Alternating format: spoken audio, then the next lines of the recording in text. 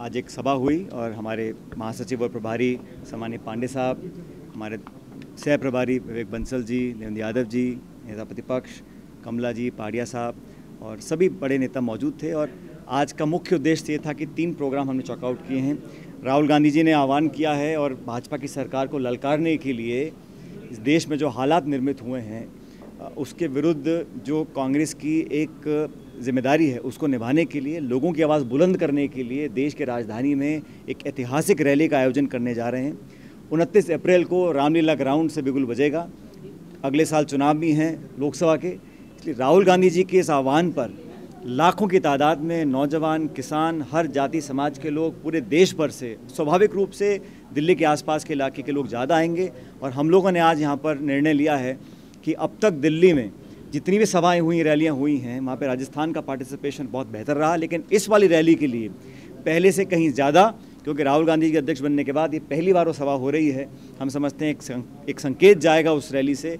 29 तारीख को ऐतिहासिक सभा होगी। राजस्थान के 200 विधानसभा क्षेत्रों में से प्रत्येक विधानसभा क्षेत्र से लोग अपनी भागीदारी सुनिश्चित करेंगे और हम भाजपा की तरह संसाधनों का दुरुपयोग करके सरकार सत्ता के दम पर लोगों को ज़बरदस्ती लेकर आएँ, जैसा कि कई बार रैली में हुआ है, चाहे मोदी साहब की रैली हो, चाहे सीएम की रैली हो। राजस्थान में देखा हमने कैसे लोगों को, स्कूल बच्चों को ज़बरदस्ती वहाँ लाया जाता है। यहाँ पर लोग, कांग्रेस के लोग और आम जनता इकट्ठी होगी राहुल जी को सुनने के लिए। उस संदर्भ में आज हमने मीटिंग को आयोजित किया। सभी नेता पदाधिकारी बड़े उत्साहित हैं और किसान, चाहे फसल का समय हो, शादी ब्याह का समय राजस्थान में है, लेकिन उसके बावजूद भी ऐतिहासिक सभा होगी। राजस्थान से पार्टिसिपेशन सबसे अव्वल रहेगा, ऐसा हमने एक संकल्प आज मीटिंग में लिया है। साथ ही साथ जैसा अविनाश पांडे जी ने आपको बताया कि हम 7 संभागों में मेरा बूथ मेरा गौरव कार्यकर्ता सम्मेलन करने जा रहे हैं। सबसे पहले हमने कोटा डिवीज़न को लिया है।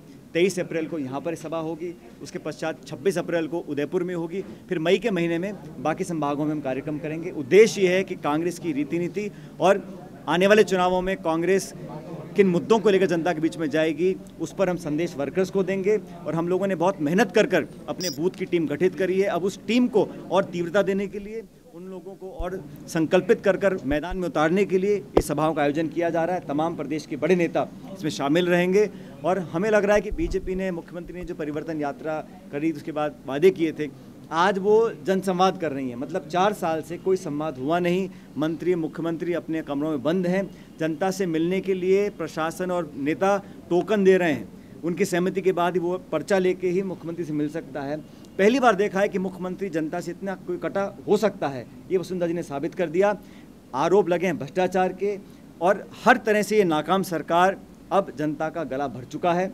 और हम समझते हैं कि 5-6 महीने के बाद जो महत्वपूर्ण परिवर्तन प्रदेश में होगा उसमें बीजेपी का पूरा सुपड़ा साफ होगा। उन्होंने कल्पना नहीं करी होगी, मैं बड़ी विनम्रता से बोलना चाहता हूं, इसमें घमंड की बात नहीं है, लेकिन जितनी कल्पना भाजपा ने नहीं करी है उससे बदतर हाल उनका होने वाला है। और आशीर्वाद जनता कांग्रेस को देने जा रही है 2018 के अंदर। प्रधानमंत्री और मुख्यमंत्री जो है इनको सफाई देनी पड़ रही है कि दलित आरक्षण खत्म नहीं होगा। मोहन भागवत का भी बयान दिलवाया जा रहा है। सफाई आदमी क्यों देता है? जब कुछ आरोप लगता है।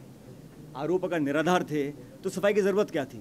बार बार बोलना पड़ रहा है हम आरक्षण के खिलाफ नहीं हैं। तो आपके प्रमुख नेता, आपके मध्य प्रदेश के एक मंत्री ने कल स्टेटमेंट दिया है, आरक्षण की व्यवस्था के खिलाफ, संविधान की जड़ों को खोखला करने के लिए गरीब, दबे हुए, किसान, पिछड़े, दलित, अल्पसंख्यक, बहुसंख्यक सब लोगों के विरोध में सरकार काम कर रही है। अब धीरे धीरे जो काम पहले धीरे धीरे हो रहा था, अब तेज गति से हो रहा है। भाजपा के बड़े बड़े नेता, मुख्यमंत्री, प्रधानमंत्री अपनी साख बचाने के लिए नाना प्रकार के स्टेटमेंट्स दे रहे हैं। पहली बार देखा कि सत्ता पक्ष विपक्ष की नकल कर उपवास कर रही है।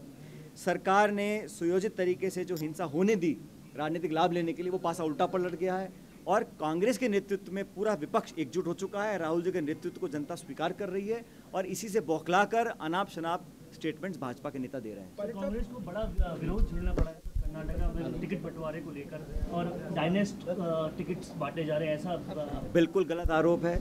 कांग्रेस ने बहुत अध्ययन कर 3 दिन तक चर्चा करी, सब नेताओं को इकट्ठा बैठाया और हमने बड़े ट्रांसपेरेंट तरीके से कमेटी के रिकमेंडेशंस को कांग्रेस प्रेसिडेंट ने स्वीकार किया है। अगर एक आध जगह कहीं विरोधाभास है तो इसलिए है क्योंकि जनता जानती है, लोग जानते हैं कर्नाटक में कांग्रेस जीतने वाली है, इसलिए टिकट मांगने वालों की तादाद ज़्यादा है।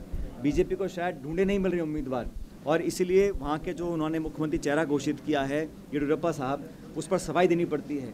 अमित शाह साहब और पूरे नेता वहाँ जा रहे हैं और ये चुनाव तमाम सर्वे भी बोल रहे हैं, लेकिन मैं मानता हूँ कि कर्नाटक में बीजेपी बुरी तरह हारेगी। 7-8 मुकदमे